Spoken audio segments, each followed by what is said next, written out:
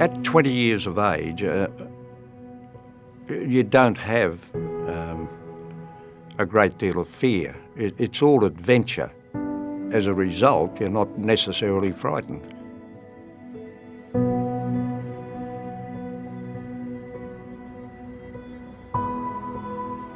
Vietnam, when we were 20 years of age, we didn't really know where it was.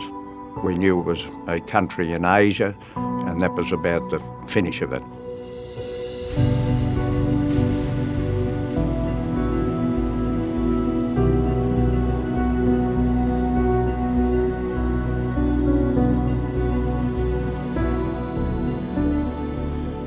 So for the first 3 months, we were still putting up wire, putting up mines, and we were continually patrolling to make sure there was no enemy entering towards our camp.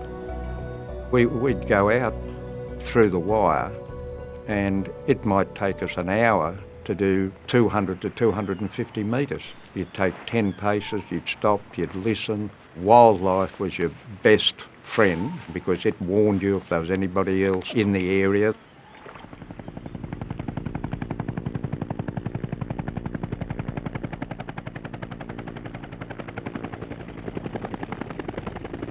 We went up to Luscombe Field where we bored the choppers, and we were being fired at in the air. I'd never heard the sound of this before, and I said to the Yankee side gunner, I said, "What's that?" He said, "We're under fire and we will not be landing, and you'll have to tell your diggers that you've got to roll out backwards off the chopper." So we went straight into the edge of the jungle. We then learned that a company had gone in and had 8 casualties in 50 metres. But there was a number of heavy machine guns to our front, plus there were snipers in trees.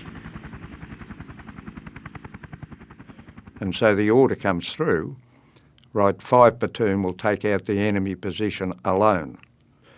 And I said, right, I want everybody to fix bayonets, and when I say go, we're going to run straight at the enemy machine guns, although we can't see them, and take out the position.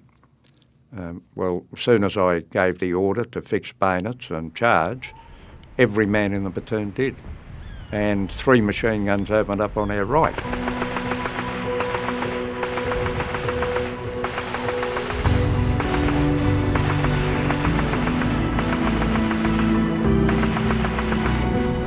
So at that stage, I've got 6 of my blokes dead, 12 of my blokes wounded out of 27, so there's 18. I've got another 7 of the reinforcements wounded, so they decided to send 3 armoured personnel carriers in to try and get my wounded out. Well, I get 9 of my blokes into the first APC, and with that, the enemy counter-attacked, blew the driver's head off, wounded the commander.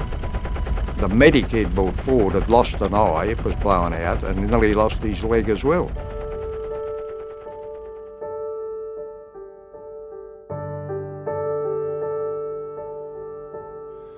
The next morning, we found my 6 dead, and one of my blokes was still alive, Vicky Otway. He's been in there all night with napalm being dropped, American bombs being dropped, all our own artillery being fired in there. He was badly wounded in both legs and knee, but he's still alive.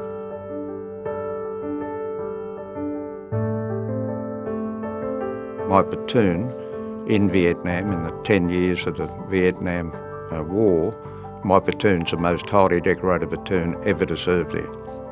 I'm very proud of them because they were excellent soldiers.